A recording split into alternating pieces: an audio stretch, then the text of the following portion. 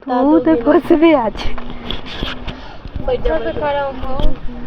हिंद जय बिहार। देखिए आज हिंदी का प्रश्न उत्तर पूछ रहे हैं गोधुली भाग से। ध्यान से देखिए समझे, बहुत चीज़ें ऐसे जो सुन करके याद किया जा सकता है। तो देखिए पहला सवाल है, बताइए भीमराव अंबेडकर जो कहानी है वो किस प्रकार का कहानी है? वह एक भाषण है। भाषण? पक्का श्योर? हाँ। ये भाषण तैयार किया गया था? ये भाषण जैसे ये भाषण इंग्लैंड के लिए तैयार किया गया। ये भाषण लाहौर में देने के लिए तैयार किया गया था। क्लियर हो गया? हाँ। तो अब आप बताइए भीमराव अंबेडकर किस विडंबना की बात करते हैं?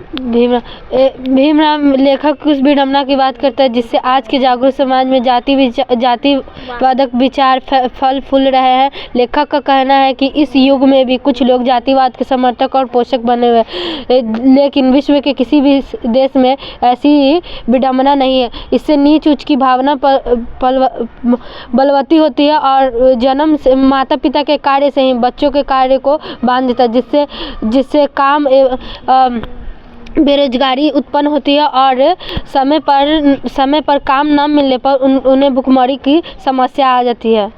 बहुत सुंदर। देखिए जितना हमें याद नहीं था उससे अधिक ये बोल दिए। सबसे पहले जातिवाद के बारे में, जातिवाद तो खैर होना ही नहीं चाहिए। हर चीज़ का एक सीमा रेखा है, वो सीमा रेखा हम कभी क्रॉस नहीं कर सकते हैं। आज जातिवाद जो जाति का है वही काम करेगा। इसीलिए यहाँ कहना है लेखक का कि जो व्यक्ति जिस काम में निपुण हो वैसे लोगों को ही वो काम सौंपना चाहिए। ये नहीं कि बार्बर का बेटा बाल नहीं काटने आता फिर भी वो सैलून चलाएगा, पंडित का बेटा पोथी पढ़ने नहीं आता है, मंत्र पढ़ने नहीं आता है फिर भी वो पोथी पढ़ेगा। ये गलत चीज़ है। जो व्यक्ति जिस काम में निपुण है वैसे व्यक्ति को वैसे ही काम देना चाहिए। विष के दांत के लेखक कौन हैं? विष का नीलिन शर्मा। शर्मा। ये सब आएगा, ठीक है। तो खोखा के बारे में जानते हैं आप? खोखा किसको कहा जाता है? खोखा लेखक के अंतिम पुत्र थे। अंतिम पुत्र था वो? हाँ। एक भैया था? हाँ वही 5 पुत्र। खोखा का मतलब होता है लड़का। हाँ। खोखा का मतलब लड़का। तो बताइए खोखा किन मामलों में अपवाद था? सेन साहब के 5 पुत्रियां थी। खोखा का जन्म तब हुआ जब उनके माता पिता बुढ़ापे के अंतिम पड़ाव पे आ चुके थे। संतान होने की कोई उम्मीद न बची हुई थी, तब खोखा का जन्म हुआ था। घर के बाहर के साथ साथ घर के मामलों में भी खोखा अपवाद था। बहुत सुंदर। 5 पुत्रियां थी, 5 पुत्रियों के लिए एक अलग नियम बनाए गए थे। वो हंस नहीं सकता है, हंस दे तो प्यारे हो जाएगा। अरे क्या हंसमुख बेटी, हंसमुख बहू चाहिए तो बेटी को हंसमुख बनाना पड़ेगा। अगर बेटे बहू पढ़ी लिखी चाहिए तो बेटी को पढ़ाना पड़ेगा। तो ये सवाल ये कि यहाँ सबके लिए अलग अलग कानून थे। बेटा हो गया था बुढ़ापे का सहारा ना उम्मीद, तो उनको बहुत प्यार मिलने लगा। ये गलत बात है। अगर हम माता पिता ही लिंग भेद करेंगे तो बाकी क्या करेंगे समाज के लोग? तो हमें सबसे पहले परिवार से ऊपर उठना होगा, परिवार से फिर समाज से ऊपर उठना होगा, फिर गांव से, देश से। इस तरह से हमको उठेंगे आगे। तो बेटियों का सम्मान सबसे, क्योंकि जननी जन्म भूमिश्च स्वर्गादपि गरीयसी। चलिए हाँ, किसने लिखा? मैक्स मुलर ने। Correct, Max Muller. तो मैक्स मुलर जो ये भाषण है, पता है ना? तो ये भाषण कहाँ दे रहे थे मैक्स मुलर? संसद में। संसद में जो अंग्रेज ऑफिसर चुने गए थे सिविल सेवा में, वहाँ पे भाषण दे रहे थे। तो आप क्या बता सकते हैं कि उस भाषण में किन किन बातों का वर्णन किया है? इंडिया की क्या विशेषता मैक्स मुलर ने बताया है?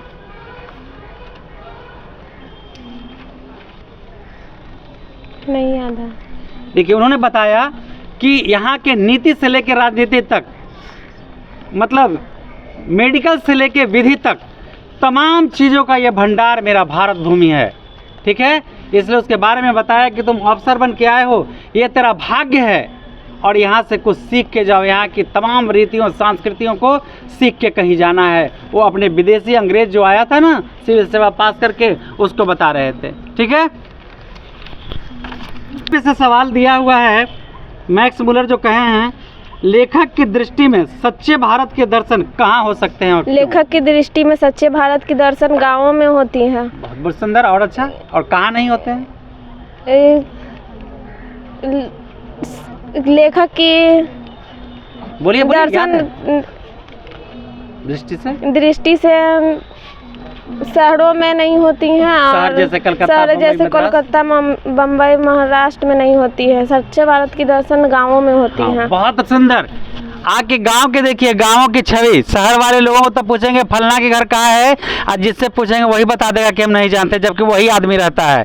लेकिन गांव में अगर दूर से किसी से पूछेगा कि बाबू फलना के बाबू के घर जाना है, तो घर लेकर पहुंचा देगा। जैसे मेरे ईश्वर चंद्र विद्यासागर, कुली कुली लोग चिल्ला रहे थे, लेकिन कुली बन के वो खुद उस मेहमान को घर ले आया, उनके सर पे पैरों पे गिर गया। अरे बाप, इतने महान व्यक्ति और मेरे कुली बनकर आए, इसलिए हर काम अपने आप से करना चाहिए। बहुत सुंदर। माइक उठाइए। हजारी प्रसाद त्रिवेदी। त्रिवेदी नहीं, द्विवेदी। भाई एक वेद को जानने वाला एक वेदी, दो वेद को जानने वाला द्विवेदी, तीन वेद को जानने वाला त्रिवेदी और चारों वेद को जानने वाला चतुर्वेदी। ठीक है, तो ये क्या है? द्विवेदी है, दो को वेद जानते हैं। ठीक है, तो बताइए नाखून क्यों बढ़ते हैं के लेखक कौन है? हजारी प्रसाद द्विवेदी भाई। बहुत सुंदर। अच्छा बताइए, नाखून क्यों बढ़ते हैं? ये प्रश्न लेखक के सामने कैसे आया? क्योंकि उसकी बेटी ने पूछा था। कौन बेटी? बड़ी बेटी, मझली बेटी, छोटी बेटी? छोटी बेटी। छोटी बेटी ने पूछा था, तो पूरा उत्तर दीजिए। अब आप बताइए, नाखून हम काटते हैं और नाखून निर्लज फिर बढ़ जाता है। चलिए मेरा पहला सवाल है, बीसों का सिर काट लिया, ना मारा नाखून किया, क्या है? नाखून। नाखून। ठीक है, अब मेरा सवाल है कि नाखून लोग क्यों काटते हैं? क्योंकि पाश्विक प्रकृति उन्हें मनुष्य को याद दिलवाती है। हाँ, ये लाइए, बहुत सुंदर। मनुष्य अपने पाश्विक वृत्ति को, पाश्विक प्रवृत्ति को मिटाने के लिए नाखून काटता है। नाखून का बढ़ना पाश्विक प्रवृत्ति की निशानी है, क्योंकि इसी नाखून से आदि मानव अपनी रक्षा करते थे, शिकार भी करते थे। तो हम में और शेर में इतना ही का फर्क है, ज़्यादा फर्क नहीं है। मेरे पास नाखून काटे गए हैं, लेकिन उसके पास वही नाखून इतना हार्ड हो गया कि चमड़े को फाड़ देता है। और एक बात और जानकारी के लिए बता दूं, जितने भी मांसाहारी जीव हैं, जो अपने आप को शाकाहारी कहते हैं, जितने भी मांसाहारी जीव हैं, उनके आगे का 2 दांत निकला हुआ रहता है। आप लोग अपनी अपनी दांतों का निरीक्षण करें, आप मांसाहारी थे कि शाकाहारी थे। ठीक से देखें, ध्यान से देखें, सभी का लगभग होता है। नहीं सर, मेरा नहीं है। हाँ, तो आप शाकाहारी होंगे, आपके पूर्वज शाकाहारी होंगे। चलिए, लिपि के बारे में जानते हैं? हाँ, लिपि के बारे में लिपि के बारे में अगर हिंदी का परीक्षा दे रहे हो तो कौन सा लिपि भरेंगे? देवनागरी लिपि। देवनागरी लिपि। अगर इंग्लिश का परीक्षा दे रहे हो तो कौन सा लिपि भरेंगे? रोमन लिपि। रोमन। तो देवनागरी हम लोगों की लिपि है। तो बहुत सारी ऐसी भाषाएं हैं, जैसे नेपाली हुआ, हल्का बांग्ला हुआ, मैथिली हुआ, कन्नड़, मतलब बहुत सारी ऐसी भाषाएं हैं, भोजपुरी हुआ, ये सब हिंदी में गिनती होता है। ठीक है, सबसे पहले मेरा सवाल है कि इसके लेखक कौन हैं? लेखक है गुणाकर मूल्य। बहुत सुंदर। जिनका जन्म 1935 में। बोलिए, जन्म बोलिए। 1935 में हुआ था। अब आपसे मेरा सवाल है, नागरी को देवनागरी लिपि क्यों कहते हैं?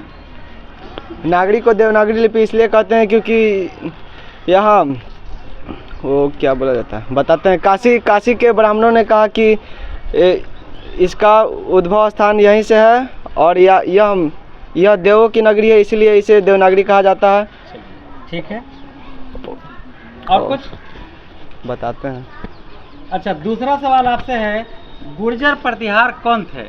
गुर्जर प्रतिहार विदेशी शासक था, जो 8वीं सदी से पहले अवंती प्रदेश पर कब्जा किया था, और वह कन्नौज पर भी कब्जा बाद में कर लिया। और कुछ बता सकते हैं इनके बारे में, कौन कौन शासक थे?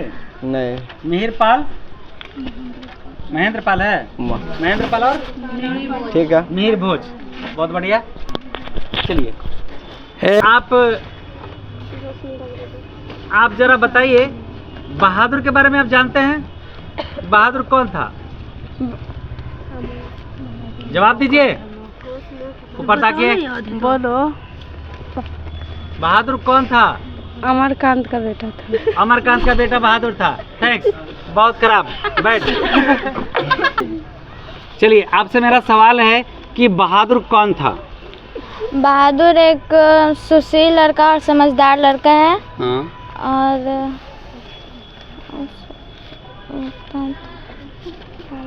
जल्दी। वो अमरकांत के घर में नौकर बन के आया था। वो एक सैनिक का बेटा था, शहीद सैनिक का बेटा था। क्या था वो? शहीद सैनिक का हाँ, बेटा उसके था। पिता युद्ध में मारे गए थे। और एक बात आपको बता दूं कि जो गोरखा रेजिमेंट होता है, गोरखा रेजिमेंट आर्मी के बारे में जानिए। जैसे मेरा बिहार रेजिमेंट है, तो गोरखा रेजिमेंट का जो खंजर होता है, अगर खंजर वो बाहर निकल गया तो बिना खून लिए हुए नहीं जाता है। सबसे टॉपर रेंज पर आता है गोरखा रेजिमेंट। जहाँ न करना है वो संभव को संभव कर देता है।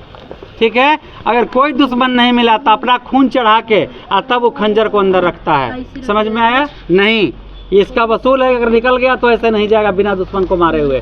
तो चलिए, मेरा पहला सवाल है, अमरकांत के बेटे का क्या नाम था? अमरकांत का बेटा किशोर नहीं था। चलिए, दूसरा सवाल है, बहादुर के बारे में बताइए। अमरकांत के बेटा का नाम था किशोर। किशोर। ठीक है, अब बहादुर के बारे में आप बताइए। बहादुर सामने खड़ा आँखों को बहुत मलका रहा था। वह 12-13 साल का बहुत लड़का था। हाँ? और उसका मुंह चपटा और रंग गोरा और कंद नाटा था। शरीर चकाइट। हाँ।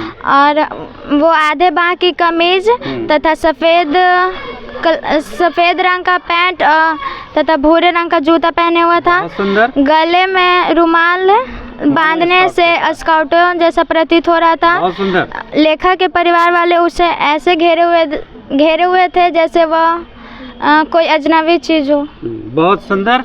चलिए, बहुत बढ़िया। इनका सवाल का उत्तर मिला जुला के बहुत अच्छा रहा बहादुर के बारे में। और कह दूं, बहादुर को लाया गया घर में तो बहुत बड़े बड़े उपदेश दिया गया था। मैं परिवार की तरह रखता हूं। रियली ये है कि जो बोलता है वो करता नहीं, करता है जो बोलता नहीं है। एक 3 तरह के आदमी होते हैं, करते भी हैं और बोलते भी हैं। तो बहादुर जब आया था तो उसके परिवार वाले बड़े बड़े उपदेश दिए थे, लेकिन परिणाम एक दिन ऐसा हुआ, धीरे धीरे सारे काम को घर में बाहर, कपड़ा धोने से लेकर, बर्तन धोने से लेकर, दतवन लाने तक, यहाँ तक कि निर्मला को दवाई देने तक तमाम काम वो करता था। लेकिन छोटी सी उसके बेटा समझ लिया था उसे नौकर और गुलाम। कभी कमीना भाई समझा होता तो और उसे प्यार करता। वो देह मालिश करवाता था, साइकिल साफ करवाता था, जरा सी गलतियों पर उसे मार देता था और गाली देता था। एक दिन तो हद तब हो गया जब बहादुर को उसके बाप को कह दिया गया तो वो उसका काम करना बंद कर दिया। इस तरह से वो थप्पड़ मारता है। मालकिन पड़ोसन के कहने पर, इसलिए किसी के बात में नहीं आना चाहिए, पड़ोसन के कहने पर रोटी बना करके नहीं देती है और रुस जाता है। इस तरह से मालकिन भी उसे थप्पड़ मार देती है। हद तो तब हो गया था जब लेखक ने उस पर चोरी का आरोप लगाकर, उसके आए हुए रिश्तेदार चोरी का आरोप लगाते हैं और लेखक जब थप्पड़ मार देता है तो स्वाभिमानी के दिल टुकड़ा टुकड़ा टूट मतलब बिखर जाता है। और वो अपने दिल को जहां मालिक ही घर में मार दे तो क्या बचता है। इसलिए सब कोई गलती कर दे, चापलूस, मक्खन लगाने वाले चमचे लोग चापलूसी कर दें तो सब चलता है, शिकायत कर दे तो, लेकिन मालिक जब दिल पर मारता है तो गहरा चोट होता है और वो घाव कभी मिटता नहीं है। और ऐसे मालिक को, ऐसे नौकर तो क्या, ऐसे वफादार कुत्ते भी नहीं मिलते हैं। तो इस तरह से एक घर छोड़ के अपनी माँ के घर से आया था, 2 रुपए चुरा के, माँ के मारने के बाद प्यार नहीं पाया तो, और यहाँ भी आया तो उसके साथ यही हुआ। इसलिए हमें घर में अपने तरह से कंप्रोमाइज़ करके, समझौता करके बच्चों को रहना चाहिए, रुसना नहीं चाहिए। अगर बच्चे को माँ बाप डांटते हैं तो उनके लिए डांटते हैं, अपने लिए कभी नहीं डांटते हैं। और माँ बाप कहते हैं चलो भाई अपने आप पर जीवन जीना सीख लो, स्वयं स्वाभिमानी बनो, आत्मनिर्भर बनो। इस तरह से हमें लगता है कि बहादुर का घर छोड़ करके आना यही उसके दुर्गति का कारण बना। बहादुर के लेखक कौन हैं? ऊपर करिए। मैं अमरकांत। अमरकांत। बता सकते हैं आप कि बहादुर अपने घर से क्यों भागा? बहादुर अपने घर से माँ के दुर्व्यवहार के कारण भागा था, क्योंकि उसे लगता था कि माँ उससे कम और अपने भाई से ज़्यादा प्यार करती है। क्या ऐसा नहीं लग रहा है क्योंकि वो माँ पर आरोप लगा रहा है? माँ, उसके पिताजी सैनिक शहीद हो गए थे, ठीक है, घर की सारी जिम्मेवारियाँ माँ पर आ गई थी। तो माँ क्या चाहेगी कि एक बेटा मेरा अच्छा बने, लेकिन वो क्या करता था, पेड़ पर चढ़ के कुछ उतारता था। अगर पेड़ में सांप होगा तो उसे डस लेगा। तो क्या आपको लगता है कि माँ गलत कर रही थी या माँ सही कर रही थी? माँ सही कर रही थी, क्योंकि किसी के ऊपर भी घर का जिम्मेदारी आता है तो कुछ ज़्यादा ही। तो क्या आप सभी लोग इस बात से सहमत हैं कि माँ सही कर रही थी उसको डांट करके? तो क्या अगर आपको डांटा जाएगा तो आप ऐसा ही करेंगे, भाग जाएंगे घर से? करेक्ट। चलिए, बहुत सुंदर। परंपरा के मूल्यांकन के लेखक कौन हैं? आता है तो यस, नहीं तो ना बोलिए। रामविलास शर्मा। करेक्ट, बहुत सुंदर। लाइए, चलिए गुड़िया पकड़िए। एक सवाल है परंपरा के मूल्यांकन में, परंपरा का मूल्यांकन किसके लिए आवश्यक है? नहीं पता है। नहीं पता है, बगल वाले को दीजिए। पता है क्या चीज़ है? परंपरा का मूल्यांकन किसके लिए जरूरी है?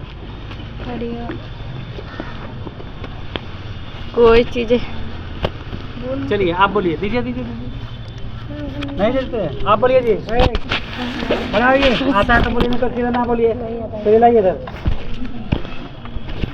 चलिए आप बताइए, परंपरा का मूल्यांकन किसके लिए जरूरी है?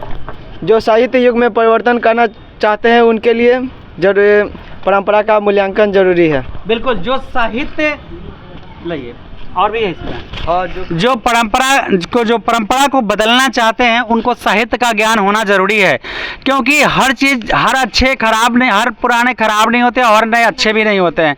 तो परंपरा, जिस चीज़ में हम क्रांति लाना चाहते हैं, तो एक मजदूर क्रांति करता है, तो यहाँ देखिए भाई उसको मजदूरी के लिए, तो यहाँ देखना होगा कि वो मजदूर क्या वाकई में मजदूरी के लिए जो क्रांति किया है, बोनस के लिए क्रांति किया, उसको करना जरूरी है। यानी इन सारे चीज़ों पर ध्यान रख के, एक तरफ पूंजीपति वर्ग है, एक तरफ मजदूर वर्ग है।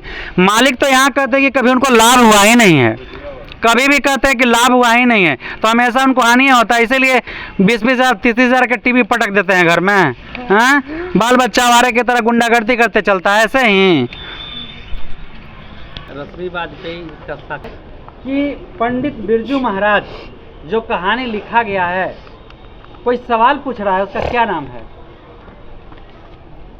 मतलब बिरजू महाराज से सवाल पूछ रहा है। जित जित मैं निरखत हूँ, उसमें उनकी शिष्या उनसे इंटरव्यू ले रही है, साक्षात कर रही है, साक्षात्कार कर रही है। क्या उस लड़की का नाम बता सकते हैं? रेशमी वाजपेयी। रश्मि वाजपेयी। रश्मि वाजपेयी पंडित बिरजू महाराज की कौन थी? शिष्या। शिष्या, कस के बोलिए। शिष्या। शिष्या यानी छात्रा। क्लियर है? आप भी मेरी छात्रा हैं। यस। हम तो सबको बेटा ही कहते हैं, लेकिन सच्चाई ये नहीं है, सच्चाई यही है कि छात्रा हैं। ठीक है, बहुत सुंदर। अब आप मेरे सवाल का कुछ जवाब देंगे। पंडित बिरजू महाराज का जन्म कौन से हॉस्पिटल में हुआ था? नहीं आता। कौन बताएगा? दीजिए इनको। पंडित बिरजू महाराज का जन्म कौन से हॉस्पिटल में हुआ था? जाफरीन नामक हॉस्पिटल में हुआ था। जाफरीन, कहाँ है वो जाफरीन हॉस्पिटल? वो लखनऊ में है। लखनऊ में। क्या आप बता सकते हैं कि किस तारीख को हुआ था? किस तारीख को हुआ था? 4 फरवरी 1938। 4 दिन रविवार, शुक्रवार। शुक्रवार। हाँ, और सुबह 8 बजे बसंत पंचमी के एक दिन पहले। ठीक है, तो अब आप हमको ये बताइए कि बिरजू महाराज के कुछ शिष्य गिने चुने हुए, उनका नाम क्या आप बता सकती हैं? नहीं। उनके गिने देखिए, पैसा कमाने के लिए तो बहुत लोग होते हैं, लेकिन उन गिने चुने शिष्यों के बारे में उन्होंने चर्चा किया है। फिलिप, मैकलिनटॉक, ठीक है, कृष्ण मोहन, राधा मोहन, और स्वयं एक शाश्वती भी है, और स्वयं जो इनके इंटरव्यू ले रही है रश्मि वाजपेयी। अच्छा, मेरा अगला सवाल है कि पंडित बिरजू महाराज कौन कौन वाद्य यंत्र बजाते थे? पंडित बिरजू महाराज नृत्य, कथक करते थे, शहनाई भी बजा लेते थे, ये तबला भी बजा लेते थे, हारमोनियम भी बजा लेते थे, वो बहुत सारे वाद्य यंत्र बजाते थे, और वो हर एक क्षण, हर एक चीज़ का प्रयास करते रहते थे। उनको ये जितना प्रयास करते उतने अनुभव, हाँ, अभ्यास करते उतने ही अनुभव बढ़ता है और निपुणता आती है किसी भी कार्य में। बहुत सुंदर, बहुत सुंदर। देखिए, इनका कहना है कि जो व्यक्ति अच्छा अभ्यास करेगा वो परफेक्ट बनेगा निश्चित रूप से, और ऐसा मेरा मानना है, मानना नहीं, मेरा लाइफ का प्रैक्टिस है कि जो चीज़ें चाहे सीख के अगर उसे अभ्यस्त रखेंगे, लगातार प्रयास में रखेंगे, तो चीज़ जीते रहेगा, वरना मर जाएगा। पास रहते हुए भी मर जाएगा। एक कला है जो पास रहते हुए भी मर जाता है अगर हम उसका सफल अभ्यास नहीं करते हैं। तो दुश्मन लोग जो होते हैं वो सीधे कला पर वार करते हैं, इसे अपाहिज बना देते हैं। जिस तरह अंग्रेज हमारे मुल्क में आया, सबसे पहले यहाँ उद्योग धंधों को नष्ट कर दिया, हमको आर्थिक रूप से कमज़ोर किया था, तो कुछ दुश्मन लोग किसी को ऐसा ही करना चाहते हैं। जा खोरा के साइयाँ मार सके ना कोई, बाल न बाका कर सके जो जग बैरी हो। अब अगला सवाल है, आप के घर में कौन कौन थे? उनके माता पिता और 3 बड़ी बहनें भी थे, और बहन कोई? भी थे। उनका शादी ब्याह हुआ था कि नहीं हुआ था? हाँ, शादी हुआ था। उनके बाल बच्चे का नाम है? नाम कौन बताएगा जी उनके बाल बच्चे का नाम? क्या नाम था? उनके 2 संतान थे, कौन बताएगा? अन्नू और अन्नू और पिंकी। हमको याद नहीं था लेकिन फिर भी चलिए, बहुत अच्छा। क्या बोले? नकचिप। एगो पड़ोसी था, उसका नाक बड़ा खरा था, संजोग से उसकी वाइफ नकचिप्टी मिल गई। अब पड़ोसन को कहता था नकचिप्टी नकचिप्टी नकचिप्टी, तो उसके 4 संतान हुए, 2 बेटा 2 बेटी, सब प्योर नेपाली, एकदम प्योर नकचिप्टी। इसलिए हाँ, एक बात और बता दूं, एक लड़का था, वो हमेशा बदमाशी करता था, किसी न किसी पर फोकस मारते रहता था। एक दिन मैं उसको बुला के समझाया, कहा कि देखो ये अच्छा बात नहीं है, प्यार का मतलब जानो, अगर हम कुछ कर देंगे तो फिर बाद में मत कहना। तो कहता दूध सर, हमारा कोई बहन नहीं है, मतलब ऐसा कहा। तो मैंने दिल से दुआ, या खुदा अगर हम में यश है तो इसको कम से कम 5-6 बेटियां दे दे और 20-50 पोतियां दे दे, ताकि उस अवस्था में किसी को सहारा ना बने और कौनो हाथ पकड़ के भाग जाए। गलत बोला? गलत बोले? नहीं सर। वो तो वो कर रहा था, वो गलत बोला था, सही कर रहा था। ऐसे जैसे को तैसा। चलिए। लखनऊ में हुआ था, जबकि वो रहते थे उनके पिता 22 साल से रामपुर में दरबारी थे। वो अपनी इस नौकरी से उब चुके थे।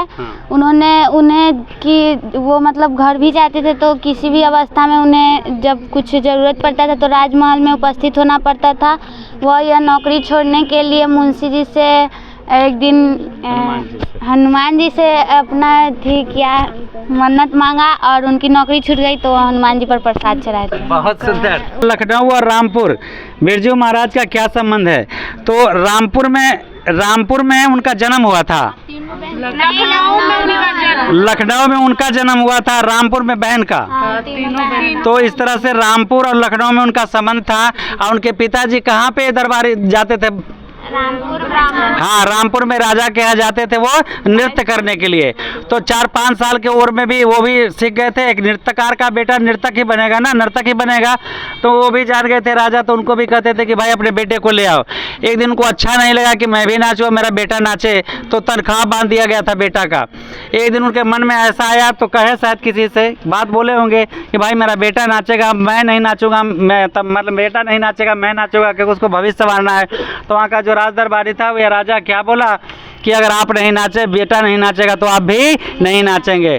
तो वहाँ बंधुआ मजदूर थे ना जी, वो जाके एकदम नौकरी छूटा, हनुमान जी को प्रसाद चढ़ाए। कोई नौकरी लगता है तो चढ़ाते हैं, कोई छूटता है तो चढ़ाते हैं। तो हमरो शंकर भगवान के वरदान था, प्रसादी खाए जाइए, मुक्ति मिल गया बंधुआ मजदूरी से। एक दिन हमने एक मास्टर को कह दिया था, क्या समझते हमको बंधुआ मजदूर, तो बड़ा पन्नी लग गया था उसको। सच्चाई था तो बोलने में क्या डर है? तुम गवर्नर हो, तुम मेरे भाग्य विधाता हो, तुम मेरे भाग्य का निर्माता हो। निर्माता मैं स्वयं हूँ अपने भाग्य का। तुमको किसी पर आश्रित रहना है, हमको किसी चमचा नहीं बनना है। तुम लोग भी चमचा बनोगे? जिसको न निज गौरव न निज देश का अभिमान है, वो नर नहीं निरामया पशु के समान है। ऐसे लोग जानवर हैं जिनके पास अभिमान नहीं है। मैं हर कुछ कर सकता हूँ, इतना मनोबल ऊंचा करके रखो और तुम अवश्य प्राप्त करोगे एक दिन। तो लीजिए जी, आपसे फिर मेरा सवाल है, बिरजू महाराज के गुरु कौन थे? बिरजू महाराज के गुरु उनके स्वयं पिताजी थे। तो जल्दी लाइए, चलिए जी, ये पकड़िए, जल्दी खड़ी हो जाइए पीछे वाली। बिरजू महाराज सबसे बड़ा जज किसे मानते थे? अपने पिता को और माँ को, अपनी माँ को, अपनी अम्मा को। उस भाषा का प्रयोग करिए जिसने बिरजू महाराज, देखिए मैंने कहा है कि जो शेक्सपियर लिख दिया कहानी में, वैसा अनुवाद करने वाला नहीं मिलेगा। शेक्सपियर की भाषा में उसके मन के अंदर, उसके दिल के अंदर जो समाएगा, उसी भाषा में उसे पढ़ा सकता है। मेरी बात को समझ गए? तो बिरजू महाराज सबसे बड़ा जज अपनी अम्मा को मानते थे। अम्मा को देखिए, अंतःकरण से आवाज आ रहा है अम्मा, ये दिल, आवाज, कंठ, स्वर, तमाम चीजें साथ दे रही है। माँ एक ऐसा लफ्ज है, एक ऐसा लफ्ज है, तो इंसान तो क्या जानवर भी स्पष्ट बोलता है माँ। तो सबसे बड़ा जज कौन थे? उनकी माँ, उनकी अम्मा। एक क्या बताऊं, शायद बर्दाश्त हो भी ना पाए। एक जगह मैं गया था, तो एक बच्चा चांदनी रात में, मैं कोटा पर बैठा था, ओटा समझते हैं आप लोग ना? हाँ। मैं उसी पर बैठा था और एक बच्चा का कहीं से सुरीला आवाज़ था। माई के दूधवा से बढ़ के कोई मिठाई नहीं खेबा, वो अभागा बा जेकर घर में माई नहीं खेबा। उसके आवाज़ में इतना दर्द था कि मैं इसे तुरंत बुलवाया और कहा कि बेटा तुम्हें माँ कितना प्यार करती है। जानते हैं उसने क्या कहा? कहा मेरी माँ नहीं है।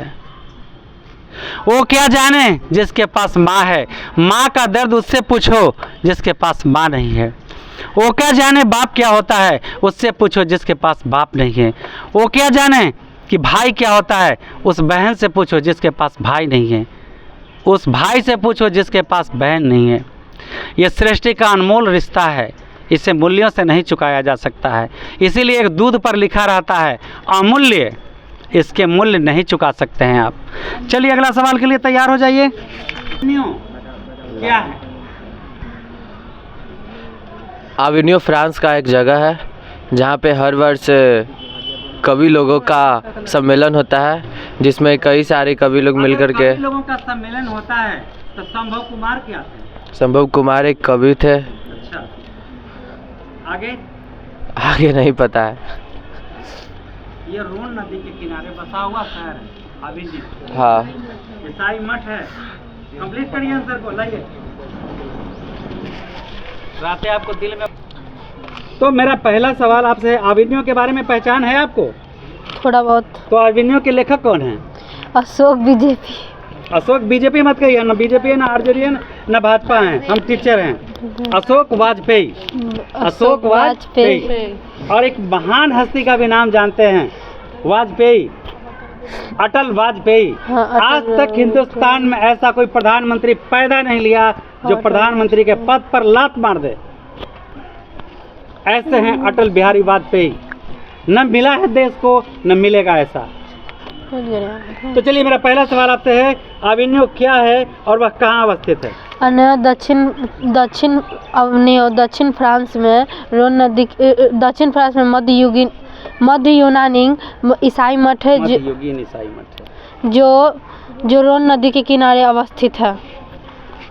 बहुत सुंदर। जो सुना देते हैं आपसे, प्रतीक्षा करते हैं पत्थर किसी देवता या काल की नहीं, पता नहीं किसकी प्रतीक्षा करते हैं पत्थर।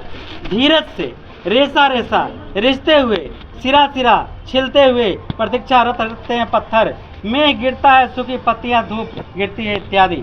आपको लिखा है प्रतीक्षा करते हैं पत्थर शीर्षक कविता में कवि क्यों और कैसे पत्थर का मानवीकरण किया है? फिर से एक बार वो कविता पढ़ सकते? हाँ जरूर पढ़ सकते हैं। किसी देवता आ सकता है इसको वर्णन करने के लिए। नहीं आता। किसी देवता या काल की नहीं, पता नहीं किसकी प्रतीक्षा करते हैं यह पत्थर। धीरज से रेसा रेसा रिश्ते हुए, सिरा सिरा छिलते हुए प्रतीक्षा करते हैं यह पत्थर। जिस प्रकार पत्थर स्थिर होकर मूर्तिकार की प्रतीक्षा करते हैं कि वो आए हमें चुन कर ले जाए, उसी प्रकार हमें ठीक है चलिए उसी प्रकार हमें प्रतीक्षा करनी चाहिए। हमारा भाग्य जब साथ दे,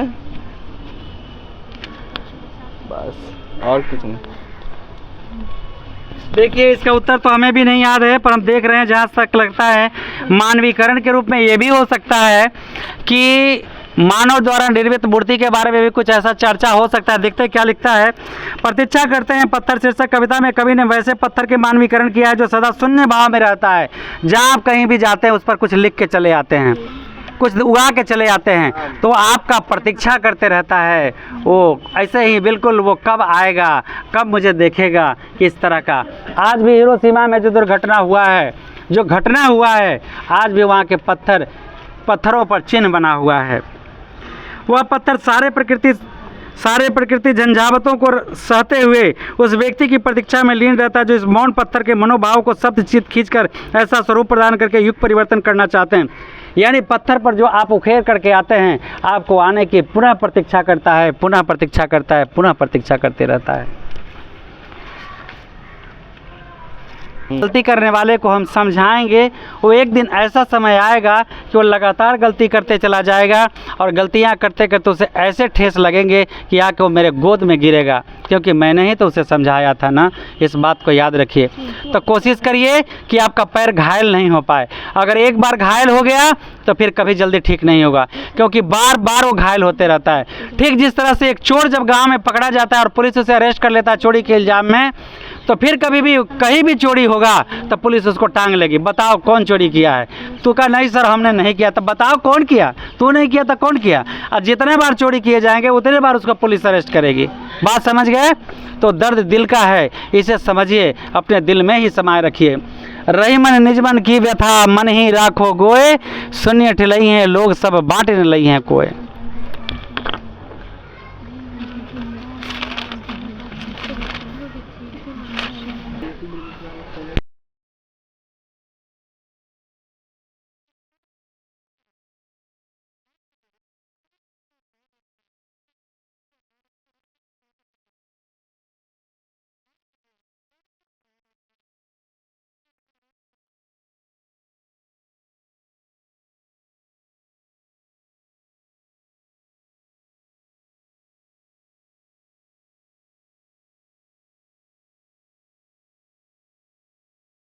बताया मछली झोले में लेकर के दौड़ते हुए इसलिए भागे थे, मछली बाबूजी द्वारा दिलाया गया था और 3 मछलियां थी, एक मर गए थे तो जिंदे थे, इसलिए वो दौड़ के जो पतली गली से भागा, क्योंकि जल्दी से पहुंच जाएंगे, मछली कहीं मर न जाए।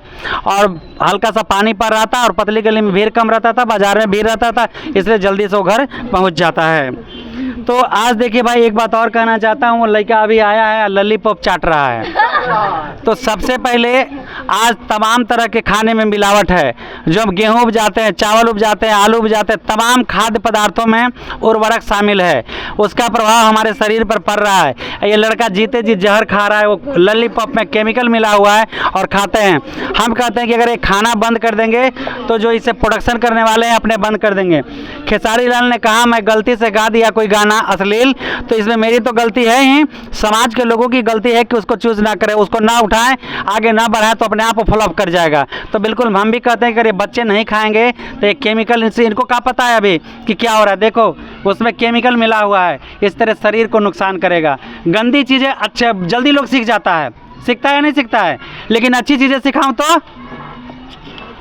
अगर तुमको कोने से मारा मारी करना हो तो मार बक्सिन मुंह नाक फुला देगा। और तुमको मैं कहूँगा कि 100 पंच दीवार पर मारो ना तो 50 में थोड़ा धुआं निकलने लगेगा। मारोगे तो गलत चीज़ तो जल्दी सीख गया, अच्छा चीज़ तुम्हें सिखाएंगे तो सीखना चाहोगे नहीं। डिफेंस में पहले कहा जाता है कि तुम धैर्यवान बनो तब तुमको सिखाएंगे। आजकल के कराटा सिखाने वाला पैसा के चलते सिखा देता है, और रोज देखिए रोड पर मारे बारी होते रहता है और खाएगा टॉफी। अरे बच्चा को सिखाया जाता है कि दांत खराब हो जाएगा, तुम बुढ़वा हो गया तो तुमको नहीं समझ में आता है जी, बेहया कहीं का। जी इनको आज कोई नहीं बच पाएगा। आपसे सवाल है संतू उदास क्यों था? जाता हुआ वहाँ, चलिए आप बताइए संतू उदास क्यों था? संतू उदास इसलिए था क्योंकि उनके पिताजी मछली नहीं दिए थे। आपको याद है? बताइए, दीजिए उनको। वाह अति सुंदर, आपको कल ही भरोसा था तुम उत्तर देगी, इसको दीजिए। चलिए सत्तू की उदासी का कारण था कि क्योंकि मछली कटने वाला था। अच्छा और मछली कटने खेलना वाला चाहता था ना? मछली से उसे खेलना चाहता था, इसलिए मछली कटने के लिए डर रहा काट। बहुत बढ़िया, चलिए बहुत सुंदर।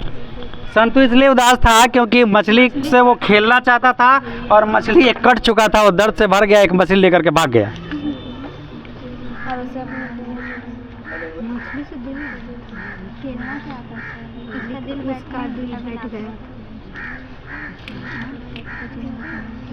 नहीं आता है, चलिए खड़ा होइए। मेरा सवाल है आपसे, मछली घर में कौन कौन खाता था और कैसे बनाई जाती थी? नहीं पता है। ये लड़की बहुत अच्छी है, बहुत पढ़ती है, इसलिए कहते हैं कि नहीं आता है। इस तरह से आपके 4 चांद लगेंगे। चलिए जी बीरबल, वहाँ दीजिए बीरबल को।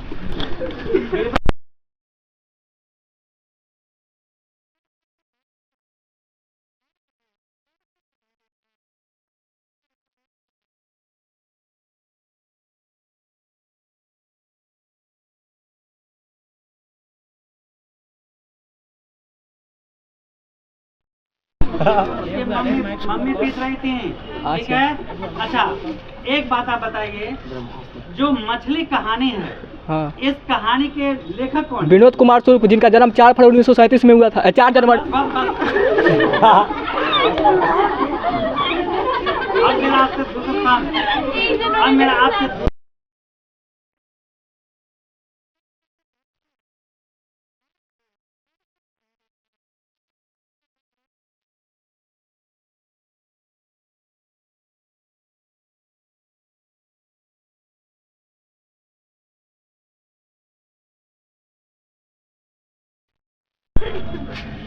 चलिए देखिए, मछली शीर्षक कहानी जो है, उस कहानी का बहुत ही चरितार्थ है और सार्थक है। जिस तरह एक मछली बनाने से तमाम घरों में दुर्गंध फैल जाता है, कमरे कमरे तक दूर वाले भी समझ लेते कि इस घर में मछली बनी है, उसी तरह से एक क्रूर व्यक्ति अगर घर में रहता है तो उसका प्रकोप आस पास में भी रहता है, और घर वाले तो रहते ही हैं, सबों के मन दहशत में रहता है। इसलिए मछली बनाना जायज़ नहीं है, ताकि घर में गंदगी फैल जाए, जो खाए ना खाए उसके मन में भी घृणा होता है। तो इस तरह से व्यवहार हर एक के प्रति प्रेम स्वभाव से रहना चाहिए, हिंसा नहीं करना चाहिए। हालांकि हम भी तो मांसाहारी हैं, और खैला के बाद मन करता है कि अब नहीं खाएं, अंतरात्मा कहता है कि नहीं अब नहीं, और फिर 2-4 महीना हो जाता है ना, तो शायद एक पीस मिल जाता। तो खैर इसके लिए हम क्षमा चाहते हैं। तो इस तरह से इस कहानी से बहुत बड़ा संदेश मिलता है कि अपने स्वभाव में परिवर्तन लाएं और अच्छा बने, अच्छा व्यवहार करें, अच्छा विचार करें। इसके माध्यम से एक कहानी मैं आप लोगों को बता देना चाहता हूं। एक पेरेंट्स, पति पत्नी और एक बच्चे थे, लड़की थी। लड़की 6 क्लास में पढ़ती थी। तो एक दिन अचानक वो घर में आती है और मम्मी से कहती है, मम्मी हमको एक लड़के से प्यार हो गया है जो उसी मेरे ही क्लास में पढ़ता है। मम्मी कुछ और देखी ना, ताव मार के लाते मुँह के धुन दी और धुन के रूम में बंद कर दी। उसके बाद पापा उसके दफ्तर से आते हैं और कहते हैं, बेटी कहाँ है? तब पत्नी बोलती है, आपने उसको मन बढ़ा के रखा है, आप इसे मन बढ़ा दिए, बहुत बदमाश हो गई है। मारे एक झापड़ पत्नी को, कहें कि चुप, शासन मेरे हाथ में है और तुम बोलेगी। उसके बाद बेटी को बुलाते हैं, कहते बोलो बेटी तुम्हें क्या चाहिए? तो कहा, पापा की मम्मी हमको मारी है। तो बेटी क्यों मारी है मम्मी? तो पापा मैंने कहा कि एक लड़के से हमको प्यार हो गया है, इसलिए मम्मी हमको बहुत मारी है। तो कहे, बेटा हम कमाते हैं, हम घर के मालिक हैं, सबको हम खिलाते हैं, मम्मी क्यों मारेगी? बेटा तुम जो कहेगी मैं तेरे सारे बातों को मानूंगा, पर तुम्हें भी मेरी बात माननी होगी। पापा बहुत अच्छी बात है, हम आपकी सब बात मानेंगे। बोली, बेटा बताओ तुम्हें क्या काम क्या करना है? पापा हमें अच्छे एक लड़के से प्यार हो गया है, बहुत अच्छा है, हम उससे शादी करना चाहते हैं। तो कहें कि कब करोगी? आज करोगी, कल करोगी, या तुम अपना पहले लाइफ बना करके करोगी? तो लड़के ने सिलेक्ट किया, मैं अपनी लाइफ बनाकर शादी करूंगा पापा। इस तरह से हर साल 7वीं, 8वीं, 9वीं, 10वीं और हर साल रिजल्ट लेके आवे, तब उसके पापा पूछते थे कि बोलो बेटा आप शादी कर दूं? और हर साल अव्वल नंबर से पास करना लड़की शुरू कर दी। और लड़का आवारा, जो लड़का आवारा नहीं रहेगा तो क्या वो किसी लड़की के पीछे चलेगा? एक नंबर का हरामी आवारा होता है जो किसी लड़की के पीछे पीछे। पुरुषों का काम आगे चलना है, पीछे चलना नहीं। और आगे देखिए क्या होता है, जब लड़की मैट्रिक पास कर गई, आईए पास कर गई, बीए पास कर गई, तो पापा पूछे, बेटी अब तो बड़ी हो गई, 18 साल के, क्या शादी कर दूं? कहा नहीं पापा, मैं अपने पैरों पर खड़ी होऊंगा। और केवल पापा का मुस्कान और बेटी का मुस्कान। मम्मी नहीं समझ पाए कि इन बाप बेटी में क्या हो रहा है। और अंत में जब बेटी नौकरी करने लगी तो पापा पूछे, अब तो बेटी बड़ी हो गई है, क्या मैं तेरी शादी कर दूं? उस लड़के से जाके बात कर लूं? कहीं नहीं पापा, वो तो आवारा है, उसकी आवारागर्दी से मुझे नफरत है, मैं ऐसे से शादी करके बहुत बड़ा जीवन नष्ट कर लेता। पापा आप मेरे लिए जन्नत हैं जो आपने हमें बचा लिया। इस तरह से तमाम लड़कियों को सोचना चाहिए। आज जो प्यार के चक्कर में पड़ते हैं, कोई किसी से प्यार नहीं करता है, और अगर प्यार करता है तो हम बिजली के तार पकड़ते हैं, वो भी बिजली के तार पकड़ ले मेरे साथ, मैं मान लूंगा कि वो प्यार करता है। कहता है कि छत से कूद जाऊंगा तेरे बिना, तो कूद के पहले दिखा दे, बच लेगा तो प्यार कर लूंगा। तो इस तरह से लोग चकमा देते हैं। कुछ लड़कियों को देखते हैं कि प्यार के बुखार में अपनी हाथ काट लेते हैं और लड़के हाथ में पट्टी बांध लेते हैं। सबको सावधान करते हैं, तुम अपने जिंदगी को स्वयं नष्ट कर रहे हो, तेरा परिवार नहीं नष्ट कर रहा है। तुम पढ़ने के लिए आए हो और कर रहे हो क्या, ये सबको पता है, कोई नहीं वो देख रहा है। जिसने यहाँ पे कैमरा जो लगा दिया है ना, इतना बड़का वेपर लाइट, सबको देख रहा है, हमको भी और तुमको भी। आज जैसी करनी वैसा फल, जैसी करनी वैसा फल, आज नहीं तो निश्चित कल। आज जो किसी के बच्चे के भविष्य को हाई क्वालिटी का एजुकेशन का के बर्बाद कर रहे हैं, तो एक दिन बर्बाद नहीं होंगे, वो बर्बाद होंगे एक दिन, आज नहीं तो कल। तो चले हम आगे सवाल की तरफ। डुमराव, डुमराव मतलब, डुमराव मतलब बिस्मिल्लाह खान। डुमराव मतलब बिस्मिल्लाह खान। बिस्मिल्लाह खान मतलब डुमराव। डुमराव मतलब बिस्मिल्लाह खान। बिस्मिल्लाह का मतलब शहनाई। शहनाई। और सवाल मेरा है, डुमराव की महत्ता किस कारण से है? बिस्मिल्लाह खान से है। पड़ोसी को दीजिए, बताइए जी, डुमराव की महत्ता किस कारण से है? नहीं पता है। स्पष्ट उत्तर चाहिए। नहीं पता है सर जी, बताइए। नहीं पता है सर जी, 2 चैप्टर नहीं याद किया है। बिल्कुल, हर सवाल का उत्तर आपके पास होना चाहिए। एक चैप्टर नहीं याद है सर जी, सॉरी, यही चैप्टर नहीं याद है, बाकी सारा चैप्टर नहीं याद है। हाँ, बाकी सारा चैप्टर याद किया है। चलिए तो लाओ लाओ। डुमराव की महत्ता किस कारण से है? डुमराव की महत्ता इसलिए महत्वपूर्ण है क्योंकि जो शहनाई बजाते थे बिस्मिल्लाह खां, वो बजाने का जो रीढ़ होता था वहीं पे सोन नदी के किनारे मिलती थी, और उनके दादाजी का जन्म स्थल भी वहीं पे था। डुमराव किस नदी के किनारे है? डुमराव सोन नदी के किनारे है। बहुत सुंदर। हाँ जी, हाँ सर, आप बोलिए। दीजिए उनको। ओहो, लीजिए धरिए। हम वो मेरे प्यारे, आपसे मेरा सवाल है, मुहर्रम में कितने दिन का शोक एक होता महीना, था? एक महीना। 1 महीना।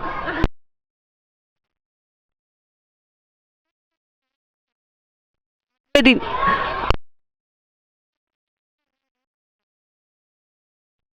8वें दिन शोक।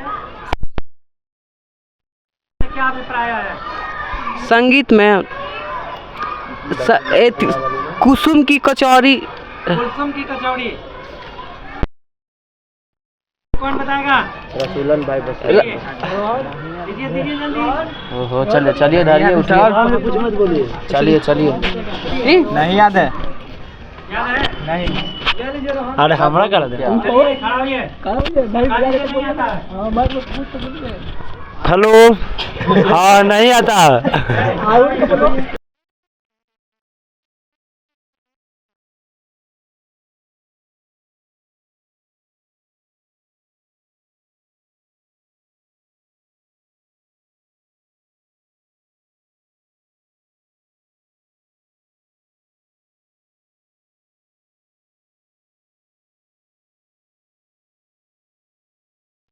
अच्छा है, लेकिन कहता है कि नहीं पता है। आज ओहो, लाइए लाइए। चलिए, ज़्यादा डिप्लोमा नहीं बतियाइए, बोलिए। हाँ, डिप्लोमा है मेरे पास, तब तो बतिया। चलिए चलिए। तो सुनिए, मेरा सवाल है, हाँ लुंगिया आज फटी है, कल सिल जाएगी, लुंगिया हाँ। का क्या? खुदा फटा सुनना पड़ता, इसके माध्यम से क्या कहना चाहते हैं? बिस्मिल्लाह खां जब लुंगिया पहने हुए थे तो उनको से एक प्रश्न किया कि आप ये फटी लुंगिया क्यों पहनते हैं। प्रश्न किया, एक बच्चा था, एक बच्चा था, नहीं रॉन्ग, आगे बताइए।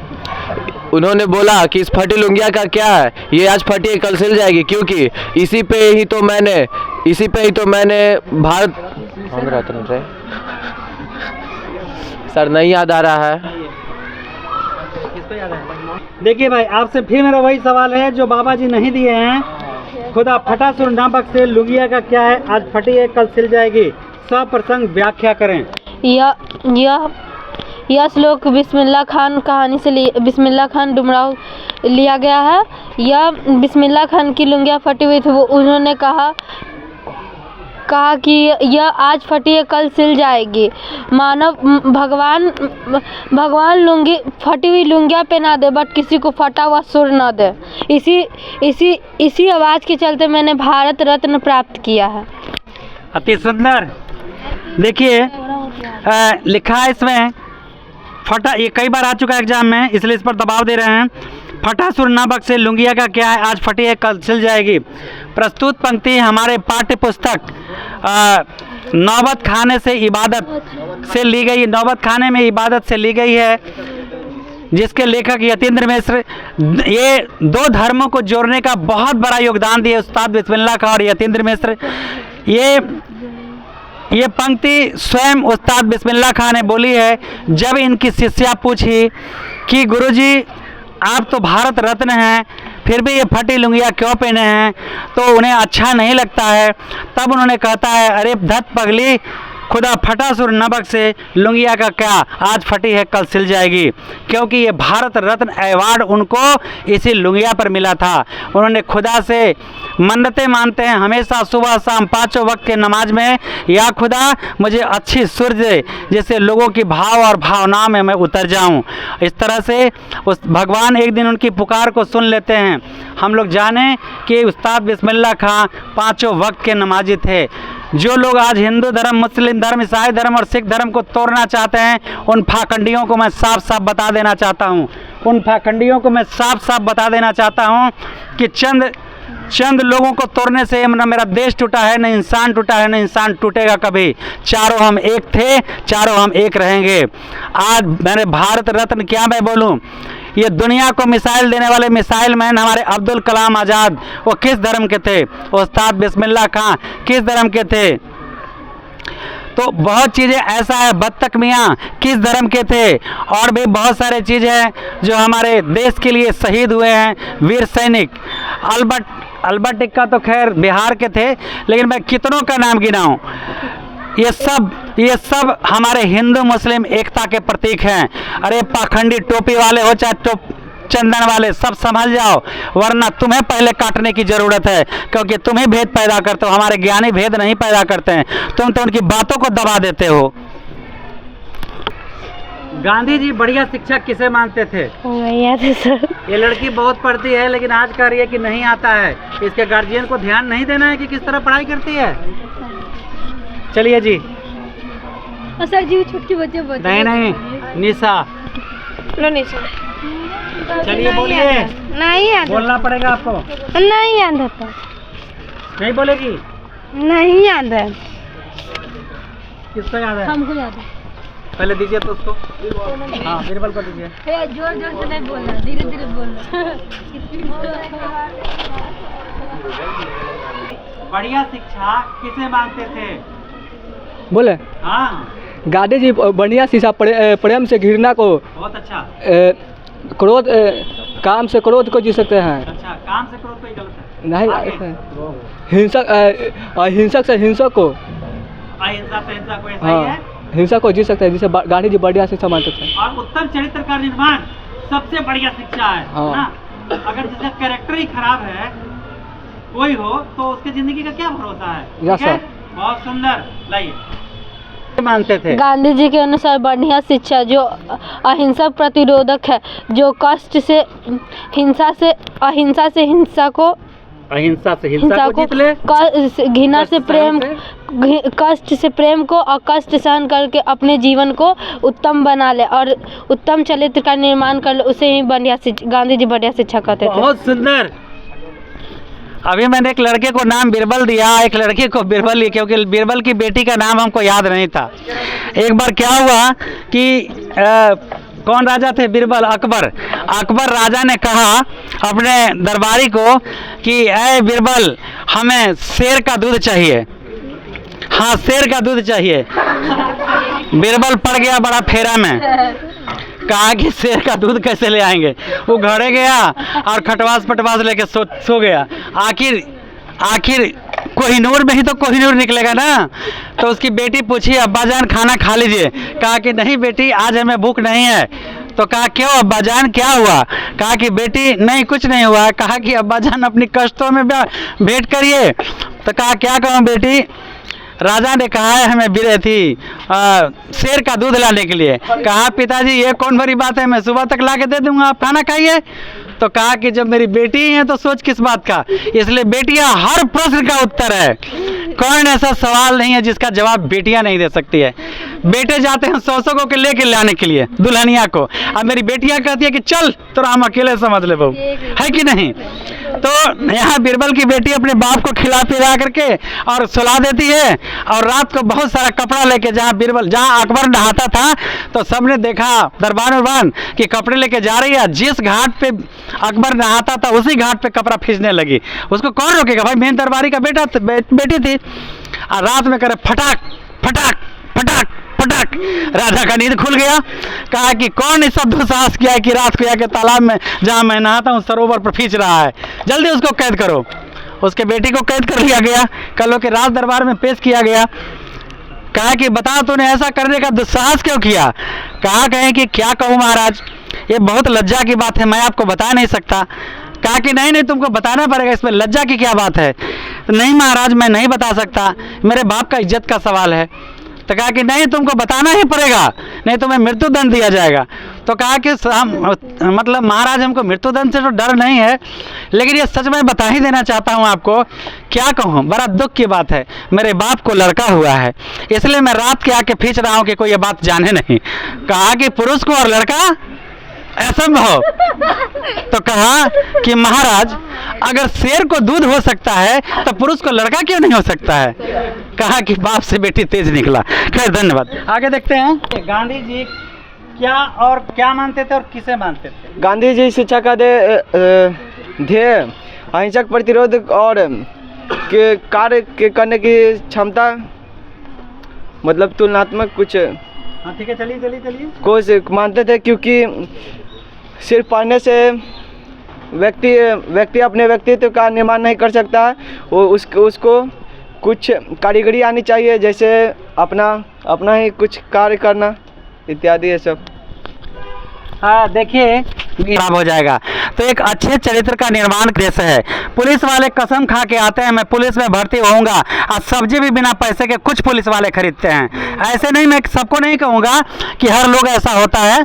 तो क्या करें, मैं दावे के साथ कहता हूँ कि समाज में अगर 3 लोग सुधर जाएं, टीचर अपना कर्म अपने अच्छे से निभाए, बच्चे से डर कर नहीं, अगर पुलिस गुंडे से डर के नहीं, बच्चे से डर के नहीं अपना फर्ज निभाए, तो फिर और क्या मैं बताऊं। एक चीज़ बताना है तो बहुत सारी चीज़ हैं। अगर हम समाज के निर्माण करना चाहते हैं तो सबसे पहले सतखोर मत बनावे स्टूडेंट को, और दूसरा पुलिस प्रशासन को सुधरना होगा। ये मेरा जन्नत हो जाएगा दुनिया।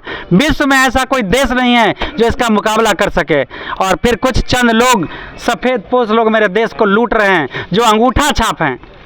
बताइए, जिनको क का ज्ञान नहीं है वो कबूतर खाली बोलना जानते हैं, क लिखना नहीं जानते हैं और संसद में चले जाते हैं। चलिए आगे। वाणी राम नाम के बिना विष के समान हो जाती है। और अच्छा से बोलिए, वाणी विष के समान कब हो जाती है। अच्छा से नहीं आता है, दोबारा बोलिए। वाणी राम नाम के बिना विष के समान हो जाती है। इधर लिखा है क्या। नहीं। हाँ, जो व्यक्ति में जीते रहते हैं, जिस व्यक्ति को ईश्वर पे भरोसा नहीं है, तो राम नाम के जप के बिना वाणी विष के समान हो जाती है। क्योंकि ऐसे व्यक्ति विष खाते भी हैं, विष बोलते भी हैं। तो क्या कहूँ, जैसी पानी वैसी वाणी, जैसा अन्न वैसा मन। चलिए जी, तूफान रानी आइए, खड़ा होकर बोलिए, उत्तर नहीं आता है। तूफान रानी नाम पर एक बार बोले।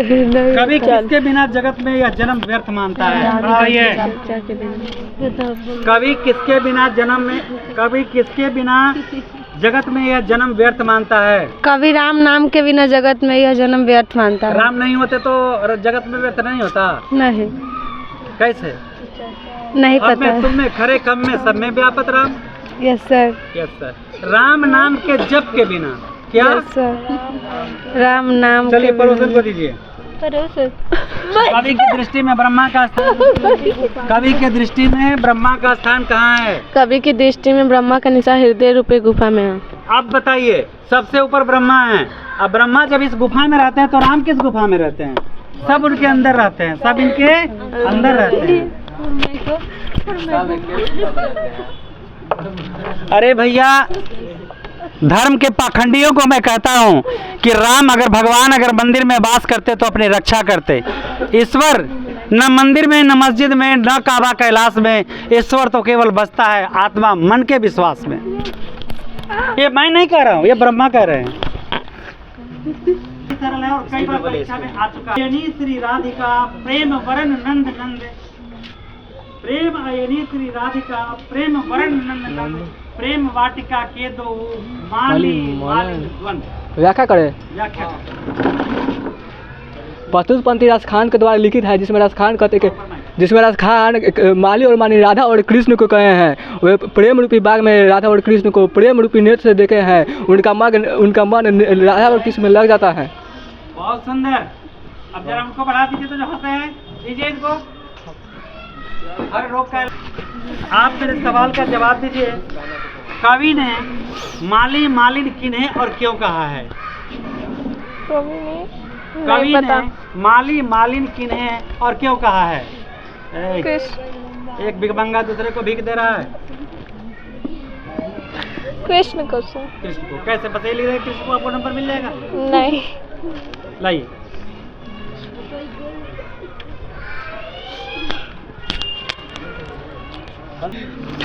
कवि लिखा है, क्वेश्चन था इनसे हम पूछे थे, कवि ने माली मालिन किन्हें और क्यों कहा है? इसका उत्तर है, कवि ने माली और मालिन राधा और कृष्ण के युगल रूप को कहा। युगल मतलब एक जोड़ा, एक प्रेम के सत्य रूपी प्रकाश हैं। और जिस आज के ज़माने में जो प्रेम का परिभाषा दिया गया है वो प्रेम नहीं, अंतर आत्मा से, एक सच्चा प्रेम अंतर आत्मा से होता है। लेकिन आज के लोग शरीर से प्रेम करते हैं, जो बेकार है वो नश्वर है। जो आत्मा से प्रेम करता है वो अनश्वर है। इसलिए हमारे ईश्वर अनश्वर हैं, कृष्ण अनश्वर हैं। एक दूसरे बच्चे से हमने सवाल पूछा था, प्रेम अयनी श्री राधिका प्रेम वर्ण प्रेम वाटिका के दो माली मालिन द्वंद्व। प्रेम अयनी श्री राधिका, राधिका रानी प्रेम के खजाना हैं। अयनी मने खजाना, प्रेम अयनी श्री राधिका, राधिका रानी प्रेम के खजाना हैं। प्रेम वर्ण नंद नंद, हमारे नंद बाबा के पुत्र नंद वो क्या कम हैं, वो भी प्रेम के स्वरूप हैं, प्रेम के स्वरूप ही हैं। तो स्वभाव के मिलने से दोस्ती होता है, स्वभाव के मिलने से दोस्ती होता है। चोर के दोस्त चोर, लुटेरा के दोस्त लुटेरा, चमचेरा के बीच चमचेरा, है कि नहीं?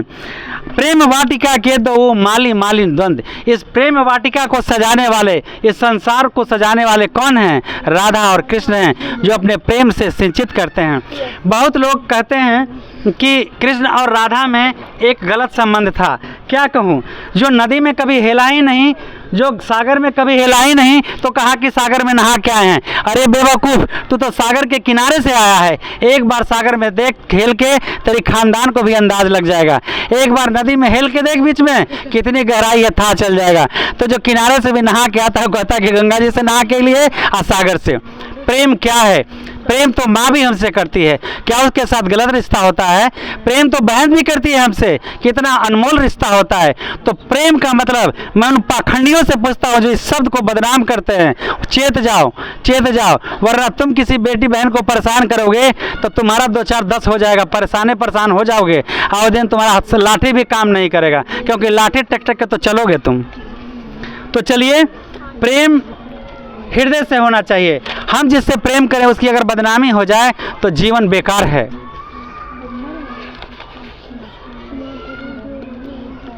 हाँ, ये लीजिए जी, चोर हो जाते हैं। आप कृष्ण को चोर क्यों कहा गया है? कवि इससे क्या कहना चाहता है?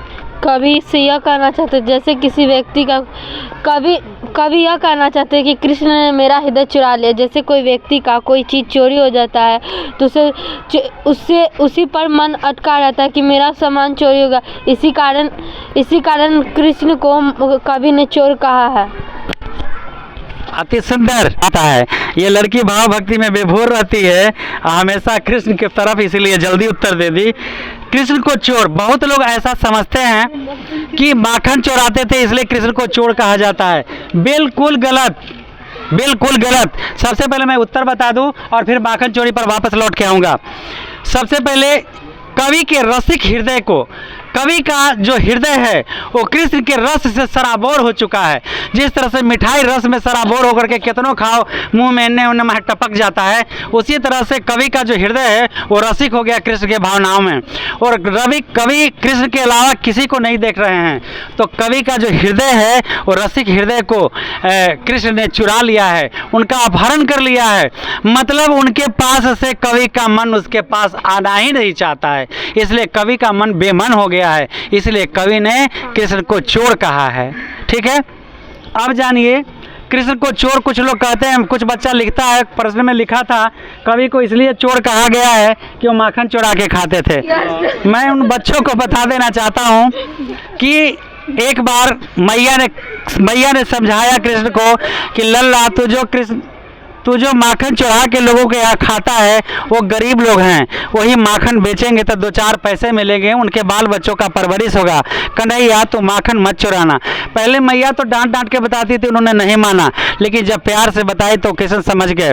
इसलिए बच्चों को प्यार से समझाने से जल्दी समझते हैं। और कहा मैया मैं वादा करता हूँ मैं किसी के घर माखन चुराने नहीं जाऊँगा। अब 2-4-5 दिन तक कन्हैया कहीं गए ही नहीं, घर से बाहर ही नहीं निकले। अब जिस व्यक्ति को कमाते थे 500 रुपये वो 100 रुपये कमा रहे थे, 75 रुपया कमा रहे थे, 50 रुपये कमा रहे थे। 2-4-5 दिन में पूरे ग्वाल बाल को तब परेशानियां फैल गई चारों तरफ। 5 दिन बहुत बड़ा मायने होता है नुकसान होना। मैया के पास सारी गोपी आ गई, कही कि मैया मैंने क्या कसूर किया है कि कन्हैया मेरे घर 5 दिन से नहीं आ रहा है। तो माँ कहती है अरे तो मैं कन्हैया को मना किया हूँ कि तुम लोग जो भी कमाओगी मैं जो माखन चुरा के खा जाते हैं उससे 2-4 पैसे मिलेंगे, तेरे परिवार का भरण पोषण होगा, तेरे बच्चों को परवरिश होगा, इसलिए मैंने कन्हैया को मना किया है कि वो नहीं जाए।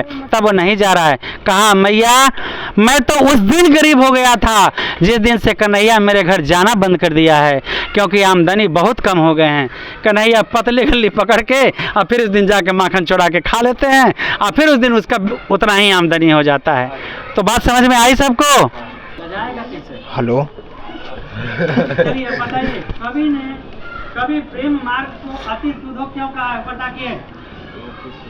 कवि ने प्रेम मार्ग माइक पकड़ के कवि ने नहीं याद है सर। लो नहीं पता है सर। आपके खाई बोलिए। प्रेम मार्ग को अति सुधो क्यों कहा है? नहीं याद है। नहीं याद है। बहुत अच्छा, आप बोलिए। नहीं याद है।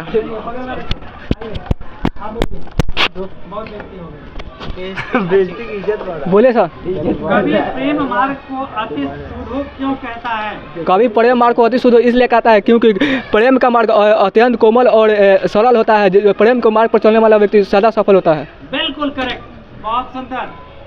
मन लेहू पे देहू छटाक नहीं से कवि का क्या तात्पर्य है?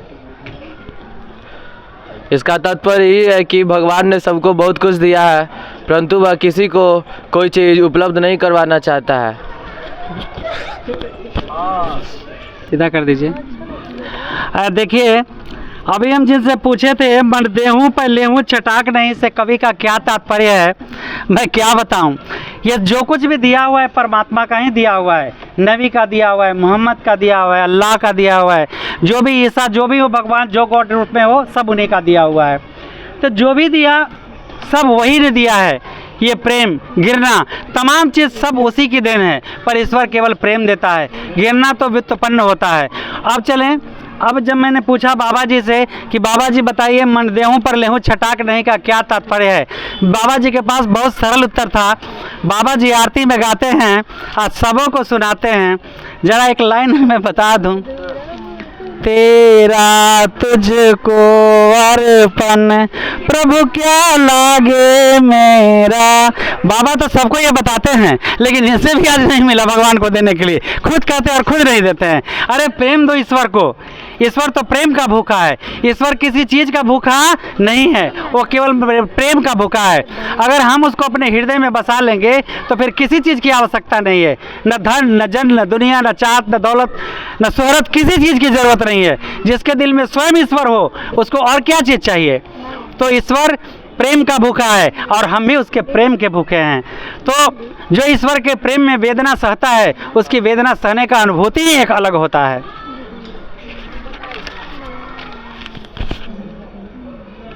आंसुओं को पहुंचाना चाहता है, कभी अपने आंसुओं को सुजान के पास पहुंचाना चाहता है। वो अपनी वीरा वेदना से यह बताना चाहता है कि कि जिस प्रकार रुक जाइए बताते हैं। वेदना से अपनी कष्टमय जीवन को बताना चाहता है। इसके लिए जिस प्रकार बादल का पानी बरसकर सभी को तृप्त कर देता है, उसी प्रकार ये अपने आंसुओं को सुजान के पास पहुंचाकर अपनी विरह वेदना का परिचय देते हैं। जी आगे देखिए, एक लड़की उठ के चले गई, दिमाग नहीं था उसके पास कि बंद होने पर जाएं। देखिए कवि अपने आंसुओं को कहाँ पहुँचाना चाहता है, इसमें कहा जाता है कि जहाँ ना पहुँचे रवि वहाँ पहुँचे कवि। कवि आकाश और धरती की ओर प्रेरित कर रहे हैं।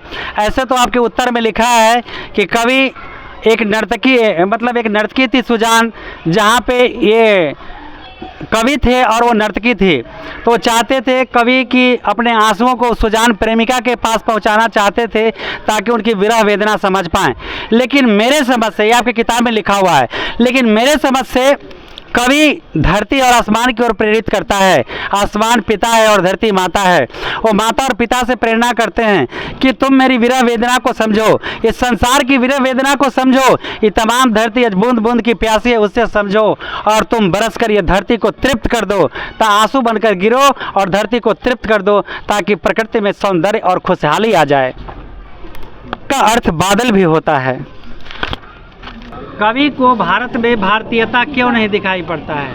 कवि को भारत में भारतीयता इसलिए नहीं दिखाई पड़ता है क्योंकि यहाँ के लोग आपस में नहीं पता है सर जी। नहीं पता है, कौन बताएगा? कवि को भारत में भारतीयता क्यों नहीं दिखाई पड़ता? कवि का कहना है कि आज के इस युग में सभी लोग अंग्रेज खान पान तथा पहनावा की ओर बढ़ते जा रहे हैं, जिससे उनके मन में भी प्रेम अब नहीं है। अब गांव में भी भारत में भारतीयता नहीं जनाई दे रहा है, जहां पे सिर्फ बनावटी दुनिया दिख रही है। इसलिए कवि को भारत में भारतीयता नहीं दिख पा रही है। कवि को भारत में भारतीयता क्यों नहीं दिखाई पड़ता है, पहले से कविता के माध्यम से समझा देना चाहते हैं, इसके बाद हम फिर अटैक करेंगे इन पर, इनका हड्डी पसली हम बराबर कर देंगे।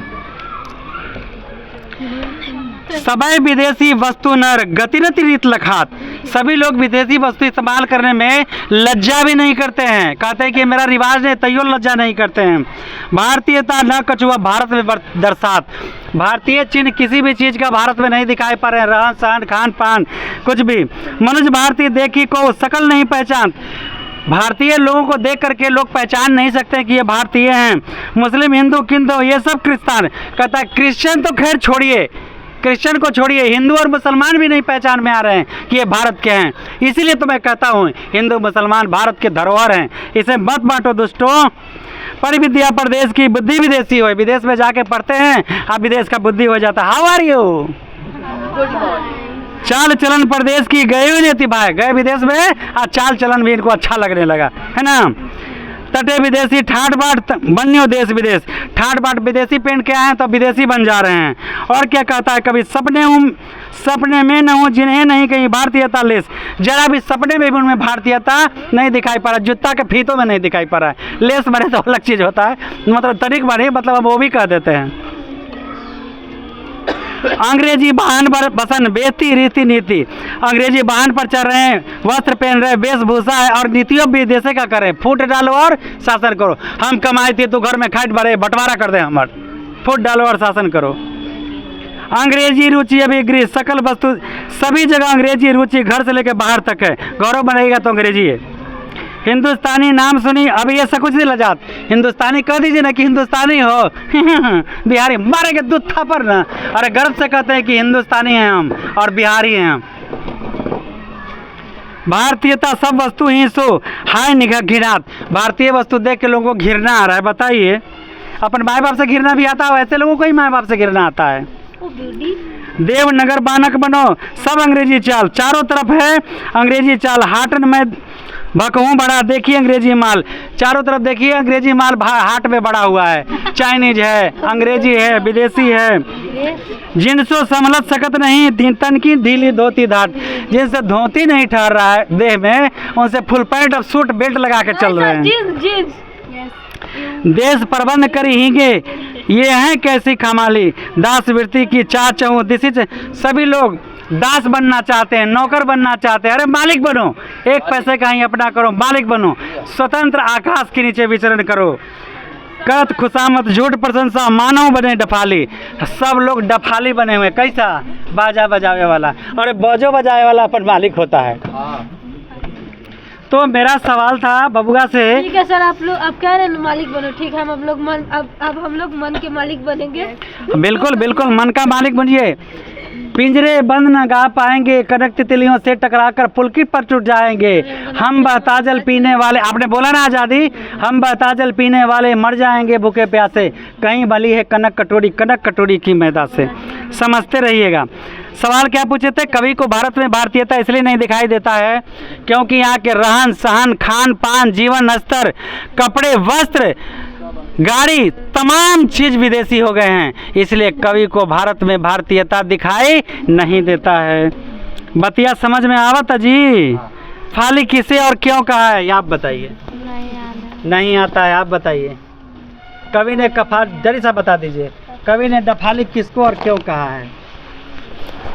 कवि ने डफाली उस व्यक्ति को कहा है जो अपने भारत के परंपरा, अंग्रेज के चमचों को, हाँ उन्हें कहा। आप बोलो अंग्रेज के चमचों को। अंग्रेज के चमचों को कहा है अपने परंपरा को भूलकर अंग्रेजी खान पान, रहन सहन रहना ज्यादा पसंद करते हैं। चमचाई करते हैं। हाँ। चमचवन के लाज नहीं लगता है का? हमरा तो सुन के लौट लोग तो है। बिरबली, आपका भारत माता अपने ही घर में प्रवासिनी क्यों बनी हुई है? चलिए कुछ बोलिए। भारत माता अपने ही घर में प्रवासिनी क्यों बनी हुई है? No hints. चोरी करवाना हमने कभी नहीं सीखा, 22 साल में नहीं सीखे तो अब सीख जाएंगे। कोमल जी आप बताएंगे? कौन बताएगा इसका उत्तर? मोटका बताएगा। कौन बताएगा? भारत माता अपने ही घर में प्रवासिनी क्यों बनी हुई है? चलिए जी, विनय बिहारी।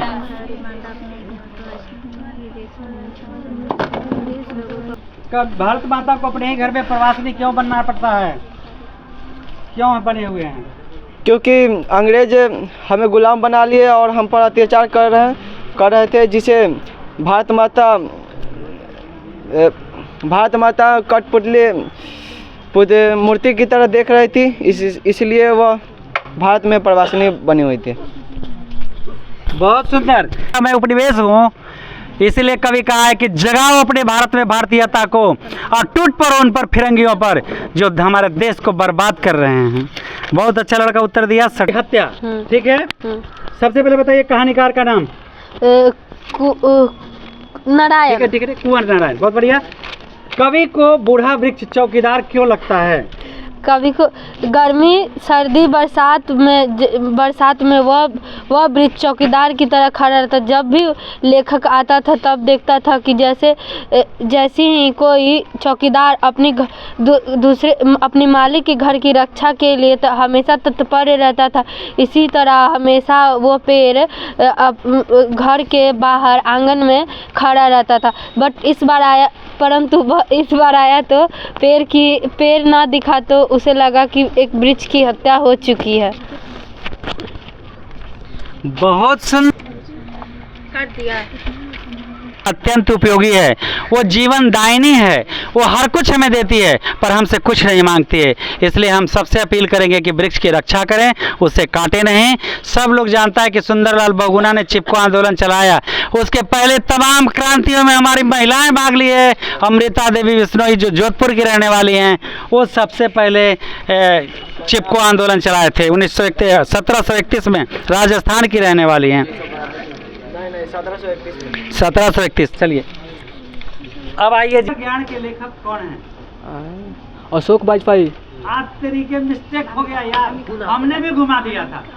अक्षर ज्ञान के लेखक अनामिका जी। अनामिका, हाँ, जो बिहार की, ठीक है, बहुत प्रचंड विद्वान है। अब मेरा आपसे सवाल है, आपसे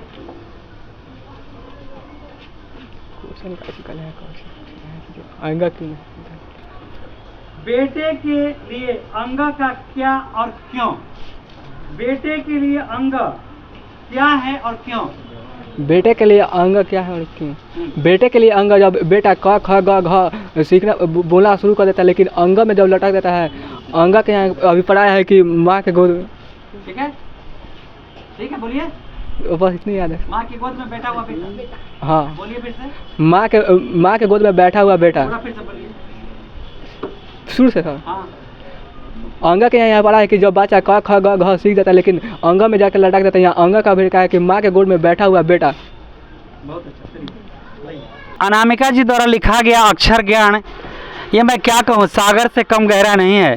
लेकिन कुछ पढ़ाने वाले विद्वानों का मत है कि क्या होता है को खो, ये क्या परला दे दिया है। देखिए मेरे समझ से ये सागर से आसमान तक, हम धरती की बात नहीं कर रहे हैं, सागर से आसमान तक अगर इस कविता की गहराई नापा जाए तो शायद कम पड़ जाएगा। ये कवित्री बताना चाहती हैं कि जब बच्चा हो या मनुष्य के जीवन में आने वाले परेशानियां, जब हम मानव योनि में आए हैं तो संघर्ष हमारे जीवन का एक हिस्सा है और संघर्ष करके ही हम अपने लक्ष्य को हासिल कर सकते हैं। कवित्री कहती हैं क ख ग घ के अंग के माध्यम से कि जब जीवन में ये हम जन्म लेते हैं तब से ही हमारे जीवन का संघर्ष शुरू हो जाता है।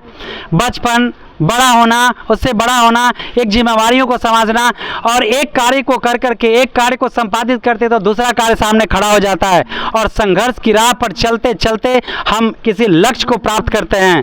तो कवित्री कहती हैं कि अगर तुम्हें लक्ष्य चाहिए तो जीवन में संघर्ष करना पड़ेगा।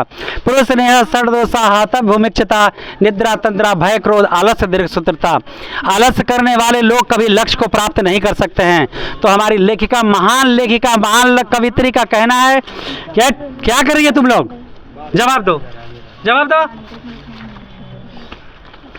यहाँ कवित्री का कहना है अक्षर ज्ञान से मतलब कि क लिखने में कठिनाई होती है। पहले बार अगर कोई काम आप करेंगे तो आपको कठिनाई महसूस होता है। जब उसे कर लेंगे तो अगला काम करने की प्रेरणा, एक कर लिए तो दूसरा क्यों नहीं, दूसरा तो तीसरा क्यों नहीं, तीसरा तो चौथा क्यों नहीं। इस तरह से कठिन से कठिन कार्य चलते चलते बच्चा चलना सीखता है, गिरना सीखता है, चलना सीखता है, दौड़ना सीखता है, उठना सीखता है। इस तरह से रेसलर बच्चा रनर बन जाता है। इस तरह से आगे चल के वो जीवन में बहुत सारे बड़े बड़े कार्य करना करता है।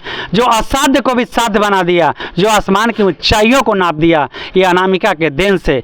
तो कहती हैं अक्षर ज्ञान सीखने के लिए अंगा के बारे में नामिका जी कहती हैं कि र के गोद में बैठा हुआ बेटा, माँ की गोद में बैठा हुआ बेटा अंग जब लिखना सीख जाता है, यानी एक क्रम क वर्ग जब सीख जाता है तो च वर्ग, ट वर्ग, त वर्ग में उसे कठिनाई कभी नहीं होगी।